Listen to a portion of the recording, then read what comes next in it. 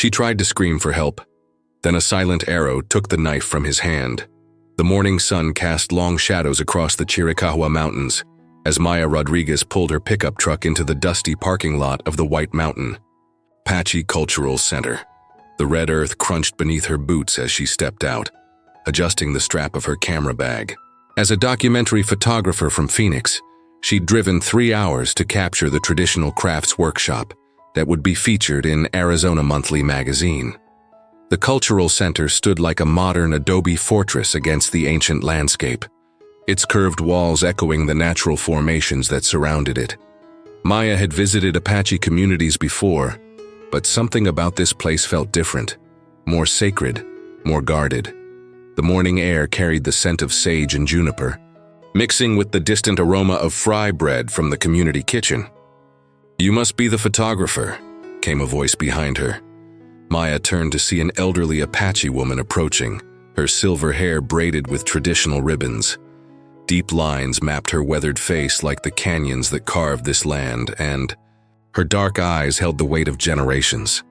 "Yes, I'm Maya Rodriguez. Thank you for allowing me to document today's workshop." Maya extended her hand, which the woman accepted with a firm grip. "I'm Eleanor Begay, cultural coordinator. My grandmother's name was Naili." Eleanor's voice carried the musical cadence common to many Apache speakers. "Before we begin, there are things you must understand about photographing our people, our ways." They walked toward the center's entrance, passing beneath wooden vigas that cast parallel shadows on the ground. Eleanor spoke of respect, of asking permission before each photograph, of understanding that some moments were too sacred to capture. Maya listened intently, knowing that cultural sensitivity would make or break her assignment. Inside, the workshop space buzzed with quiet activity. A dozen Apache artisans, ranging from teenagers to elders, worked at various stations. Some wove baskets from willow shoots and pine needles, their fingers moving with practiced precision. Others worked on beadwork, creating intricate patterns that told stories passed down through generations. The air hummed with soft conversations in both English and Apache, creating a linguistic symphony Maya found mesmerizing. "That's Thomas Crow Feather." Eleanor gestured toward a man in his 30s working alone at a corner table. His dark hair was pulled back in a traditional style, and his hands moved methodically over what appeared to be arrow-making materials. "He's one of our best traditional weapons craftsmen. His arrows are works of art." Maya observed Thomas from a distance. There was something intense about his focus, the way his calloused hands shaped each component with reverence. When he looked up and caught her watching, his expression remained neutral, but she noticed a flicker of something. Wariness, perhaps, or challenge. The morning progressed smoothly as Maya captured the gentle rhythm of traditional craftsmanship. She photographed wrinkled hands guiding young fingers in basket weaving, the concentration on a teenager's face as she learned beadwork patterns, the steam rising from pottery firing in outdoor kilns. Each image told part of a larger story about cultural preservation in the modern world. During lunch break, Maya sat outside on a wooden bench, reviewing her shots on her camera's LCD screen. The Apache participants gathered in small groups, sharing traditional foods and quiet laughter. She felt like an observer looking through glass, present but not quite belonging. "Good pictures." Thomas Crow Feather appeared beside her bench, holding a paper plate of fry bread and stew. "I hope so. I'm trying to show the beauty and continuity of your traditions." Maya looked up at him, noting the small scars on his hands that spoke of years working with sharp tools and natural materials. Thomas nodded slowly. "My grandmother used to say that some things are meant to be shared, others meant to be protected. The challenge is knowing the difference." As he walked away, Maya felt the weight of his words. She was here to document and share, but increasingly, she wondered what stories these people kept hidden, what traditions remained too sacred for outside eyes. The afternoon sun climbed higher, promising heat that would test everyone's endurance, and Maya sensed that this assignment would challenge more than just her photography skills. The afternoon heat pressed down on the cultural center like a heavy blanket as Maya continued her photography session. She had moved inside to capture the intricate beadwork, when she noticed a disturbance near the parking lot. Through the window, she saw a white sedan that looked out of place among the pickup trucks and older cars typical of the reservation.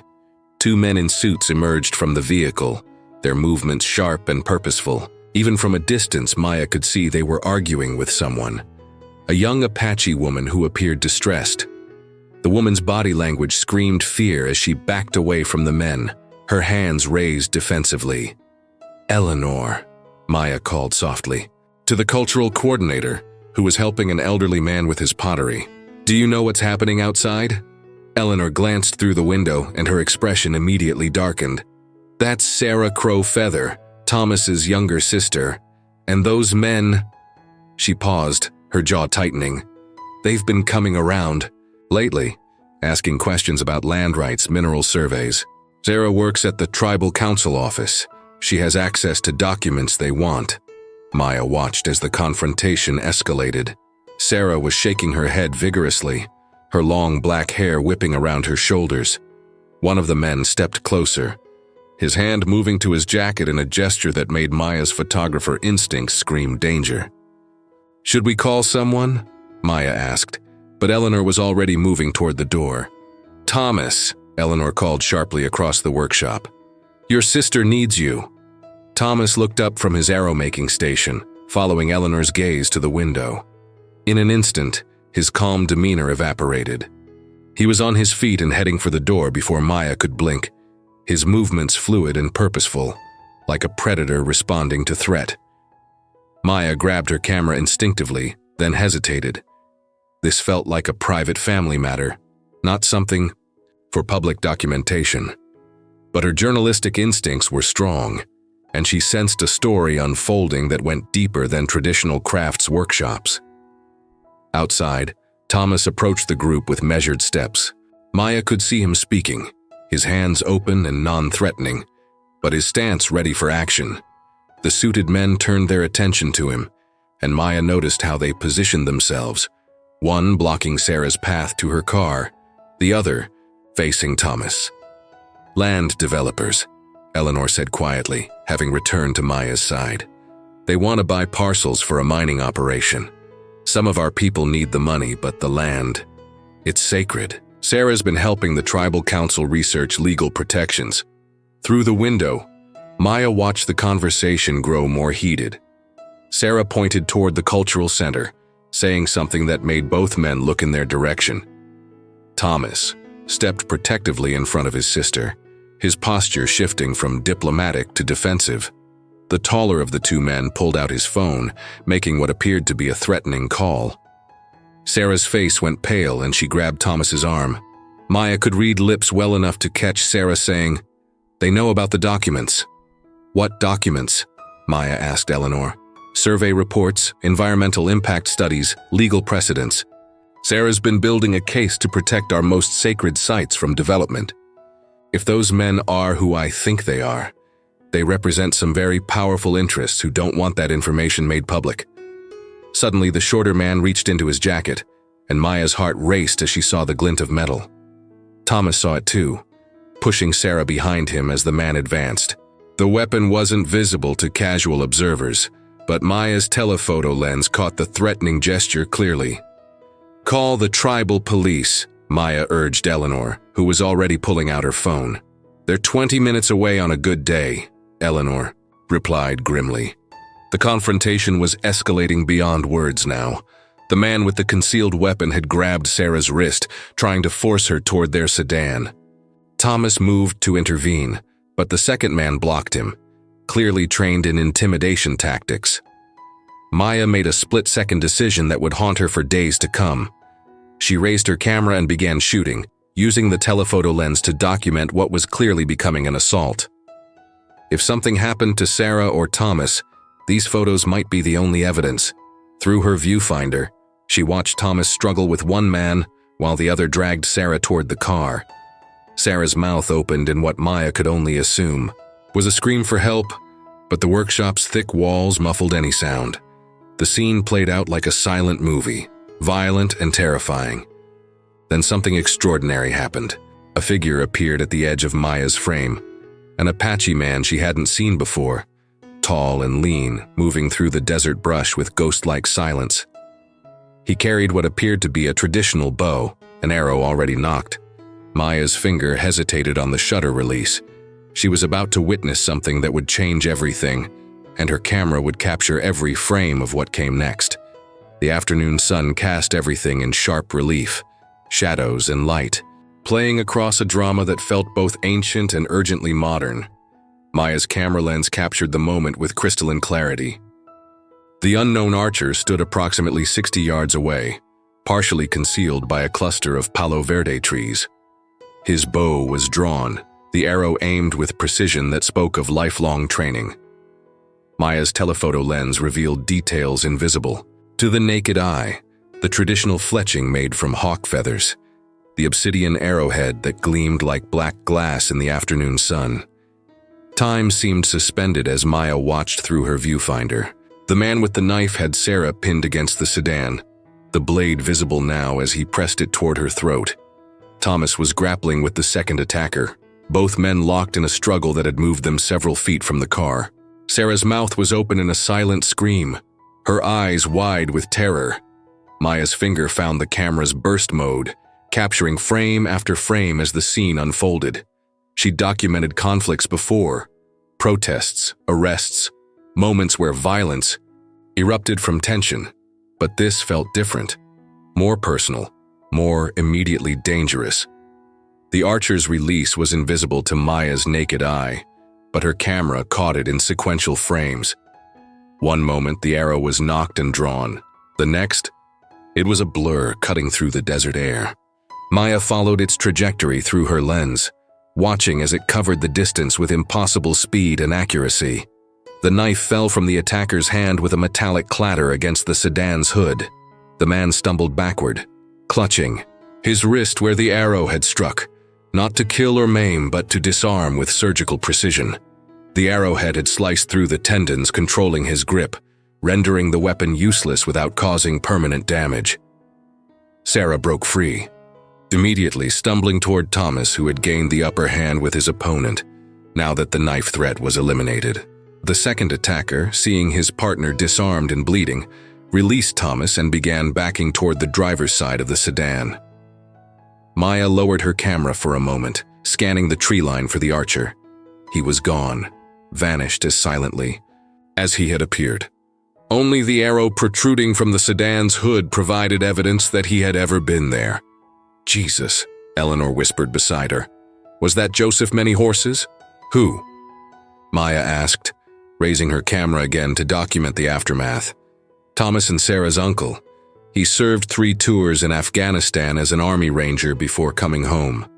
People say he never really left the war behind. Eleanor's voice carried a mixture of respect and concern. He lives up in the mountains now, rarely comes down to the valley. The 2 attackers were retreating to their vehicle, the injured man leaving drops of blood on the red dirt. Thomas helped Sarah to her feet, both of them looking shaken but unharmed. The man with the wounded wrist struggled to start the sedan with his uninjured hand, while his partner applied pressure to the wound.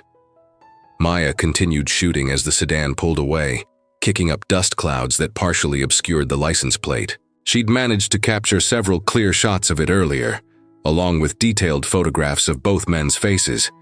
If this incident went legal, her documentation would be crucial evidence. "Are you hurt?" Eleanor called out as she and Maya approached. Thomas and Sarah. Sarah shook her head, though her hands were trembling. They wanted the environmental impact reports, the ones showing heavy metal contamination from previous mining operations. They said if I didn't hand them over, they'd make sure I lost my job at the tribal council. Thomas examined the arrow embedded in the sedan's hood. The shaft was traditional willow, painted with red and black bands that Maya recognized as Apache hunting markings. He pulled it free with practiced ease, revealing the obsidian point that had struck with such precision. "Uncle Joseph's work," Thomas confirmed, turning the arrow over in his hands. He always said the old ways still had power in the modern world. Maya studied the arrow through her telephoto lens, noting the craftsmanship that matched what she'd observed Thomas creating earlier. "How did he know you needed help?" "He watches," Sarah said simply. "Since he came back from the war, He spends his time in the high country, but he sees what happens down here. Some of the elders say he's appointed himself guardian of our people, whether we asked for it or not. The sound of approaching vehicles made everyone look up. 2 tribal police units were coming down the access road, followed by an ambulance that someone must have called. Maya realized she'd been so focused on documenting the incident that she'd lost track of how much time had passed.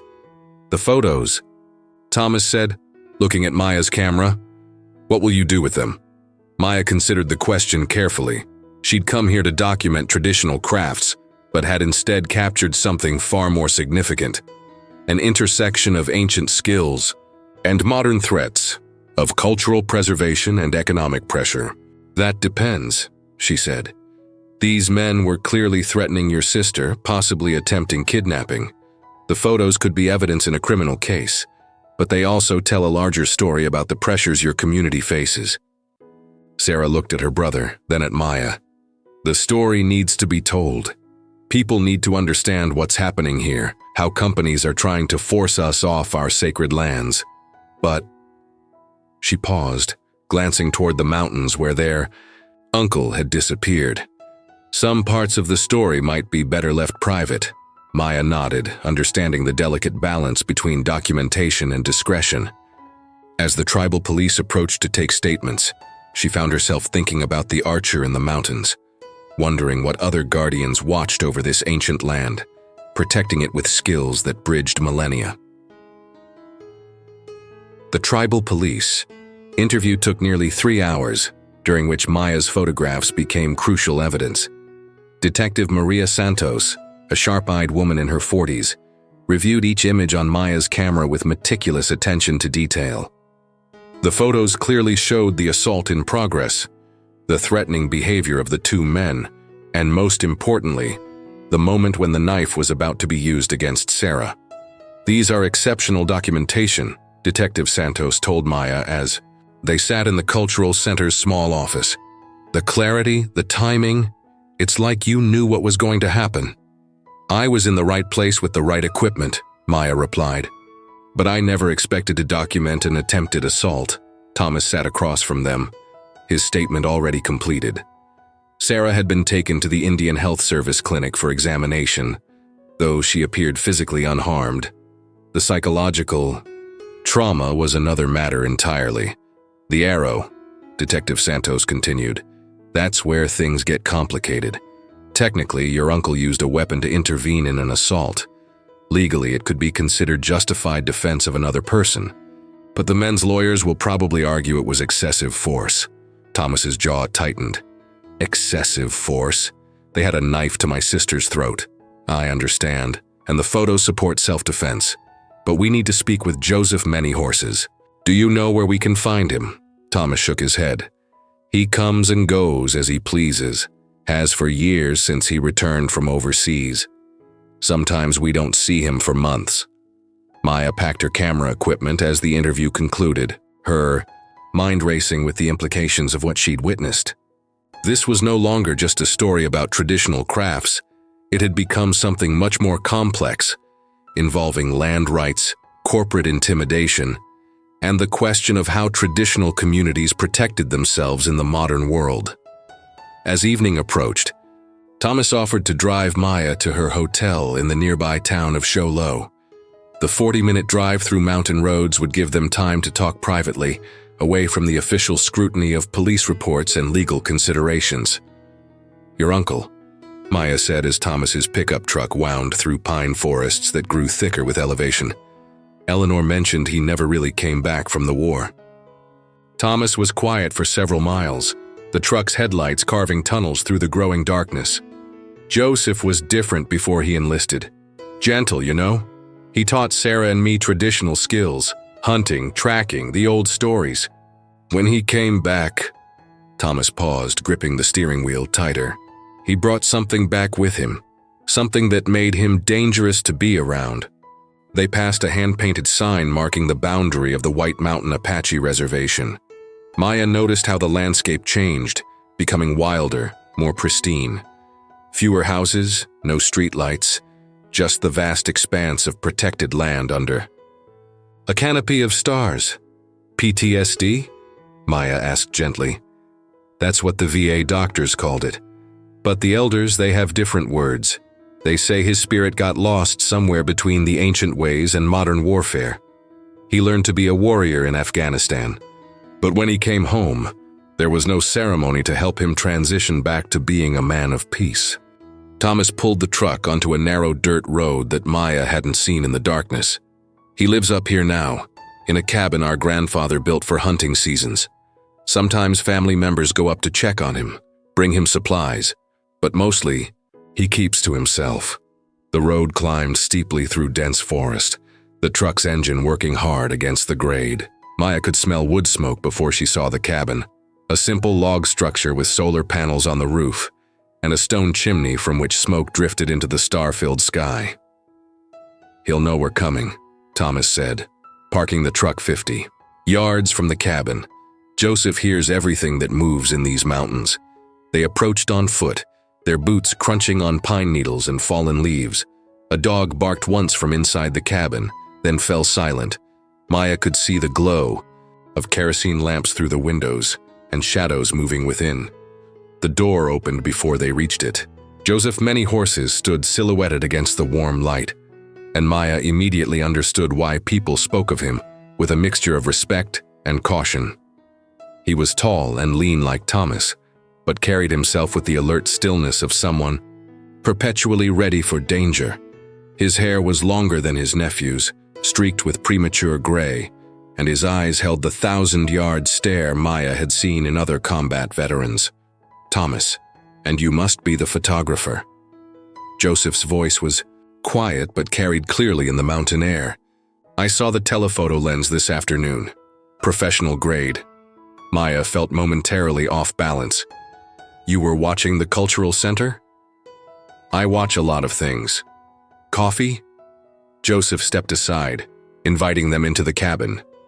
The interior was sparse, but comfortable, furnished with handmade furniture and decorated with traditional Apache crafts. Maya noticed a rack of bows and arrows near the fireplace, along with modern tactical equipment that spoke to Joseph's military background. The combination felt surreal. Ancient weapons beside night vision goggles, traditional pottery next to military communications gear. "Sarah's safe," Thomas said, settling into a chair by the fire. "The tribal police are investigating, but those men are probably long gone." Joseph poured coffee from a pot that had been warming on the wood stove. "They'll be back. Men like that don't give up because of one setback. The money they're after is too big." Maya accepted the coffee gratefully, the warmth cutting through the mountain chill. "What money?" "Uranium," Joseph said simply. "There's a significant deposit beneath the sacred sites they want to purchase. Sarah's environmental reports proved it, along with evidence that previous mining contaminated groundwater for miles around." Thomas looked surprised. "You knew about the uranium?" "I know a lot of things, nephew, including the fact that Sarah's been receiving death threats for weeks. Today wasn't their first attempt to intimidate her, just the first one witnessed by someone with a camera." Maya set down her coffee cup, the pieces of the puzzle clicking into place. "This isn't just about land development. It's about mineral rights worth millions." Joseph nodded. "And our people are caught in the middle, being offered money they desperately need for land that would be poisoned for generations if mining begins." As the fire crackled in the stone fireplace, Maya realized she'd stumbled into a story much larger than she'd imagined. The arrow that had saved Sarah wasn't just a weapon. It was a symbol of the ancient ways protecting the people against modern threats. But it also raised troubling questions about justice, violence, and how far someone should go to protect their community. Outside, coyotes began their evening song, their voices carrying across the mountains like warnings echoing through the darkness. 3 weeks after the incident at the cultural center, Maya returned to Phoenix with more than just photographs. She carried with her a story that had evolved far beyond her original assignment, one that would challenge everything she thought she knew about justice, protection, and the price of preserving ancient ways in a modern world. The uranium mining story had exploded across Arizona media, After Maya's photographs and Sarah's environmental reports were made public, the mining company, Apex Mineral Corporation, faced federal investigation for its intimidation tactics and potential violations of the National Environmental Policy Act. Sarah Crow Feather had become something of a reluctant celebrity, testifying before congressional subcommittees about corporate pressure on tribal lands. But Joseph Many Horses remained a ghost in the mountains. Maya sat in her Phoenix studio, editing the final images for what had become a photo essay titled, "Guardians of Sacred Ground." Her editor at Arizona Monthly had been thrilled with the dramatic turn the story had taken, but Maya felt the weight of decisions about what to include and what to protect. The doorbell's chime interrupted her work. Through the security monitor, she saw Thomas Crow Feather standing on her doorstep, looking uncomfortable in the urban setting. She buzzed him in, curious about what had brought him to Phoenix. "How did you find me?" Maya asked as she led him to her studio space. "Sarah gave me your address. She thought you should know. Joseph's been arrested." Maya felt her stomach drop. What happened? Thomas settled into the chair across from her desk, his weathered hands clasped tightly together. Federal marshals found him yesterday morning. The mining company's lawyers convinced a federal prosecutor that the Arrow incident constituted assault with a deadly weapon. They're charging him with aggravated assault, interfering with interstate commerce, and terrorist threats. Terrorist threats? For protecting his niece? Their argument is that he used traditional weapons to intimidate legal business activities. They're claiming it was a calculated attack on corporate interests, designed to scare other companies away from legitimate development projects. Maya stared at her computer screen, where one of her photographs showed the precise moment Joseph's Arrow had disarmed Sarah's attacker. The image had been published in newspapers across the country, making Joseph a folk hero to some, a dangerous vigilante to others. Where is he now? Federal Detention Center in Phoenix. His arraignment is tomorrow. Thomas looked around the studio, taking in the walls covered with Maya's photographs from reservations across the Southwest. "Sarah asked me to bring you something." He pulled an envelope from his jacket pocket, handing it to Maya. Inside were several handwritten pages in careful script, along with what appeared to be legal documents. "Joseph's statement," Thomas explained. "He wanted you to have it before the media gets hold of the story. He says you earned the right to tell it truthfully." Maya began reading Joseph's account of that afternoon, written in his precise, economical prose. He described watching the cultural center through binoculars, seeing the two men arrive and recognizing them from previous incidents of intimidation against tribal members. He detailed his decision to intervene, the careful placement of the arrow to disable rather than kill, his understanding that his actions would likely result in his arrest. But it was the final paragraph that made Maya's hands tremble. "I learned in Afghanistan that sometimes protecting innocent people requires actions that others will judge harshly. I made peace with that cost long ago. If my arrest brings attention to the threats our people face, if it helps protect our sacred sites from poisoning, then it's a price worth paying. The old ways taught us that true warriors sacrifice for their people, not for personal glory. This is my sacrifice." Thomas watched Maya finish reading. The legal documents are Sarah's environmental reports, the ones that prove the mining would contaminate water sources for hundreds of square miles. "Joseph wants them published alongside your photographs." Maya looked at the documents, realizing she held evidence that could definitively end the mining project, but would also ensure Joseph faced serious federal charges. The weight of that responsibility felt crushing. "What does Sarah want me to do?" "She wants the truth told, whatever the cost. She says too many of our people have been silenced by fear of consequences. If Joseph's willing to go to prison to protect our land, the least we can do is make sure people understand why." As evening fell over Phoenix, Maya made her decision. She would publish the complete story, Joseph's statement, Sarah's environmental evidence, and the photographs that captured both the threat and the response.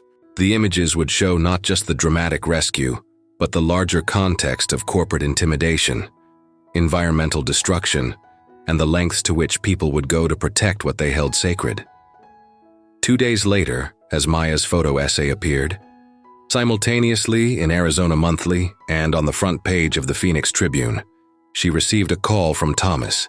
Joseph had been released on bail, thanks to an outpouring of support from tribal communities across the Southwest and environmental groups nationwide. The federal prosecutor, faced with overwhelming public sympathy for Joseph's actions and damning evidence of the mining company's tactics, had agreed to plea negotiations. But more importantly, Apex Mineral Corporation had withdrawn its development proposal, citing community relations challenges and regulatory uncertainties. The sacred sites would remain protected, at least for now. Maya drove back to the White Mountain Apache Reservation 1 month later, this time not as a visiting photographer but as someone who had become part of the story she'd set out to document. She found Joseph at the Cultural Center, teaching a group of young Apache men the traditional art of bow making. "The arrow finds its target," he said, looking up as Maya approached. "Sometimes in ways we never expected." As Maya watched him guide young hands in shaping willow wood, she understood that some stories were worth the price of telling them, and some protections were worth any sacrifice. The ancient ways had found their place in the modern world, not by hiding from it, but by standing firm when standing firm mattered most. In the end, the silent arrow had spoken louder than any scream for help ever could.